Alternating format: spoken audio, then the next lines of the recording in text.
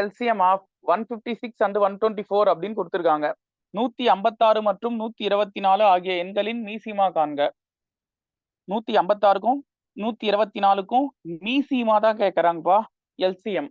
So எல்சிஎம்னா கீழே 1 வர வரைக்கும் போடணும். நான் இங்க போட்டிருக்கேன் பாருங்க, கீழே 1 வர வரைக்கும் போடணும்.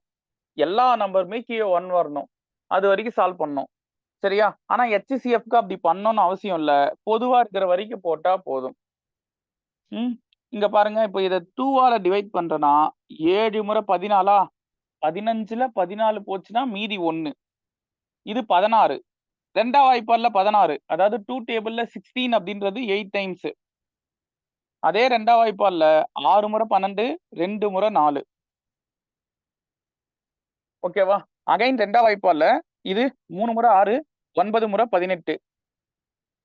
அகைன் ரெண்டாம் வாய்ப்பாடுல இது 31 முறை. இது வரைக்கும் புரியும்னு நினைக்கிறேன். இப்போ பாருங்க, ரெண்டுமே பொதுவா எந்த டேபிள்லுமே வராது. ஆனா 3 டேபிள்ல எனக்கு 39 வரும். சரியா? 3 டேபிள்ல 39 வரும். 1 3 3, 3 9. மூணாம் வாய்ப்பாடுல 31 வராதுன்றனால இதை அப்படியே வச்சுக்கிறேன். சரியா? வராததா அப்படியே வச்சுக்கிறேன். இப்போ 13 13ஆ 13ஆல டிவைட் பண்ணா, ஏன்னா வேற எந்த டேபிளுமே வராது. 13 13ஆம் வாய்ப்பாடுல மட்டும்தான் வரும், வேற எதுலயும் வராது. ஸோ அதுல மட்டும் டிவைட் பண்ணிக்கிறேன். அதே போல 31 அப்படியே வச்சுக்கிறேன், ஏன்னா 13ஆம் வாய்ப்பாடுல 31 வராது. சரியா? ஸோ நெக்ஸ்ட் 31ஆல இதை டிவைட் பண்றேன்னா 4 31 31.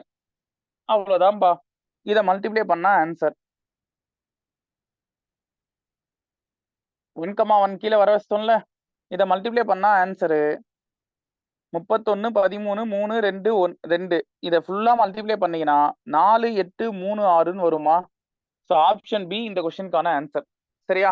மல்டிப்ளை பண்றது உங்களுக்கு தெரியும் நம்புறேன். சரியா? ஈஸியா போட்டுருவீங்கன்னு. பெருக்குனா இந்த ஆன்சர் வந்துடும்.